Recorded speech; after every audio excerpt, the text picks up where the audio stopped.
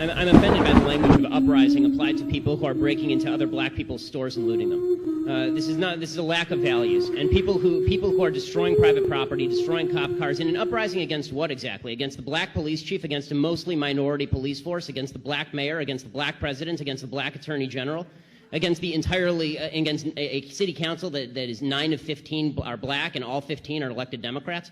What is the uprising against? What is it seeking to achieve? I still don't see what exactly the riots are seeking to achieve. Bottom line is, this is all, it all could be boiled down to just act like a mensch. Act like a human being. Honestly, it's not useful to riot, it's not useful to break things, it's not useful to throw rocks at people. And the idea that we're supposed to sort of correlate your level of outrage. I'm going to stick to the 30 seconds on this. The last sentence. The last sentence. Yeah. The idea that we're supposed to correlate your level of outrage with a certain level of justification. In other words, the more outraged you are and the more angry you are, the more justified you must be, is absolute nonsense. How can you argue that racism is not a driving factor in income inequality? Because it has nothing to do with race and everything to do with culture. And when you have a culture that doesn't,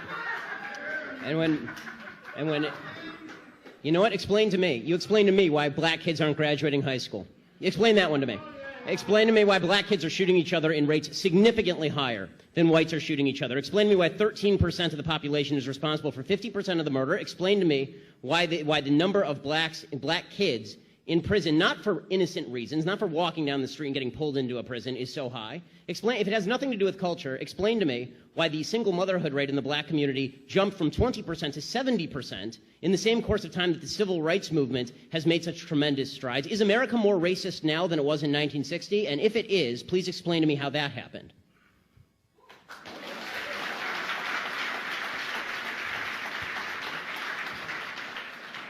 Anybody can jump in. It's an open mic there. But there has to be racism. You can't say there's no racism. Without evidence? No. I'm just saying that I don't know which animal. Maybe we're talking about dogs or something. I'm talking about human beings, and I'm like, human beings are most likely going to have racial prejudices. I'm just so sorry.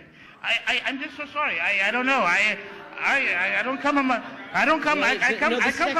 from planet Earth. Charles, I want to ask you a question. So your default is that when there is no evidence, racism is the deciding factor. That is no, I was not saying that.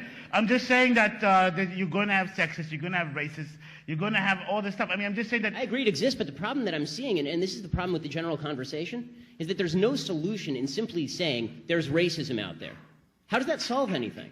I mean, when you talk about there's institutional racism, what does that mean? Show me a law that is racist in intent, and we will agree. Show me a police officer who commits a racist act like we saw in South Carolina, right, where a police officer shot a black man running away and it was obviously unjustified, and I will agree. But you need, the idea that you can craft a narrative based on no racism because it just must be somewhere out there in the ether, that doesn't solve problems for anybody and creates more problems for people because now they grow up in a milieu and an environment where they are told that every obstacle they face is from some shadowy, nameless, faceless group who's out to get them simply because of the color of their skin. They'll never succeed in that environment.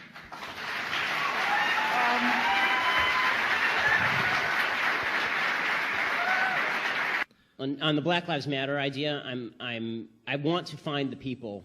I want to find the people alongside you who think Black lives don't matter. I'm still looking for those people. Really, I mean, like the implication is, of course, that for a bunch of people out there, for some reason, they're fine with black people getting shot in the street for no reason. Hands up, don't shoot was based on a lie. That's problematic. The idea that there is a huge number of black young men who are being shot for no reason by police officers is not statistically true. It's just not statistically true. The fact is that according to statistical studies at John Jay College, if you are a white man in a similar confrontation with police, you have a better chance of being shot by police than if you are a young black man. More white men are shot by the police every year in the country than young black men are shot by police in the country. The idea that there is a spate, and there's an easy proof. We know all of their names. We know all of their names. When there are 30 million black men in America. Okay, when we know President Obama said that we have a spate, it's a slow-rolling crisis. Once every couple of weeks, we have a case that's under dispute. So let's take his statistic. Okay, so let's say it's 26. Not one is too many, and we all agree. But is it really a slow-rolling crisis with a broad trend across the nation when there are 30 million black people in the entire country? and 26 people are shot under disputed circumstances, and probably at least half of those, the cop is at least justified. In Michael Brown, he was justified. Okay, and so basing it on falsities, you can't base a narrative on lies. We're running out of time. I want to do. The Black Lives Matter movement doesn't believe Black Lives Matter. In fact, they are the single greatest threat facing young black men who want to survive to become old black men. So why have Democrats embraced the Black Lives Matter movement? The Black Lives Matter movement rose to prominence after the fully justified killing of thug 18-year-old black man Michael Brown by white officer Darren Wilson in Ferguson, Missouri. They claimed Wilson murdered Brown for racist reasons. That was totally false. But facts, evidence, these mean nothing to the Black Lives Matter movement and their allies. Defending criminals and rioters and lying about police. That's what matters to the Black Lives Matter movement. So, what do the Black Lives Matter folks want?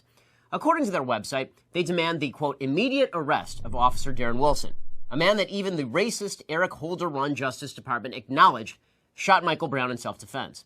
The Black Lives Matter movement, they want to see the creation of a, quote, national policy specifically aimed at redressing the systemic pattern of anti-black law enforcement violence in the United States. Most importantly, they want, quote, to decrease law enforcement spending at the local, state, and federal levels. By fighting the cops, the Black Lives Matter movement and their Democratic allies get black people killed. The real threat to young black men doesn't lie with white police officers at all. In reality, cops don't over-arrest blacks. Crime victim reports match arrests in terms of racial data. Sentencing disparities among races, that's an effect of prior criminal history and other variables, but not race. Police actually hesitate more often in violent confrontation with black suspects, and they shoot black suspects less often than white suspects in similar situations. The real threat to young black men lies with other young black men. Black people generally are almost 8 times more likely to be murdered than white people, according to statistician Nate Silver. Murder is now the #1 cause of death for black males 15 to 34, and virtually all of those murders are committed by other young black men.